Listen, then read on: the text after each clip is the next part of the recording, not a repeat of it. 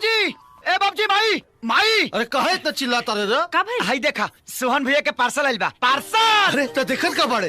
खोल, जल्दी खोल। खोला तानी ना। खोलना था। अरे एमे तो चिट्ठियों बा।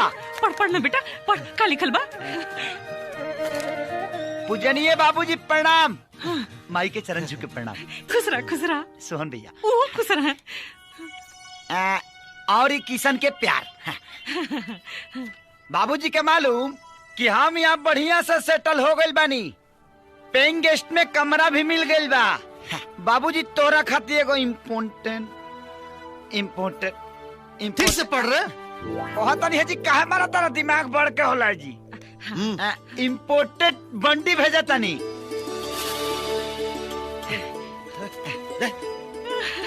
अरे आगे पढ़ना। और माई खातिर चप्पल भेजा तानी। माई। अरे राम के भाई, तनिक पहिर के दिखावा। अब गंदा हो जाए, हमार बेटा भेजले है। ए माई। अरे ते काहे रुक गइल रे? आगे पढ़। बाबूजी प्रणाम। माई प्रणाम। फिर वही जैसे पढ़ता रे। अरे आगे पढ़ो। हाँ। और ये किशन के नया नया कपड़ा पहने के बहुत शौक। अरे अरे यही से कहा था कि ठीक से पढ़ाई लिखाई कर। ठीक से पढ़।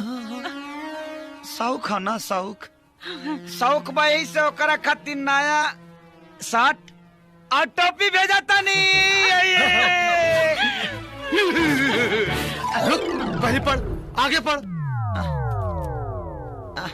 बाकी सब ठीक बा, हम एकदम कुशल से बानी।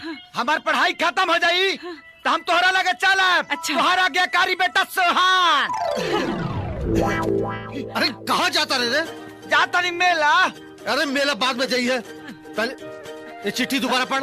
एक गो चिट्ठिया कई बेर पढ़ी, कई बेर। मेला जाए के बा, इम्पोर्टेंट काम बा।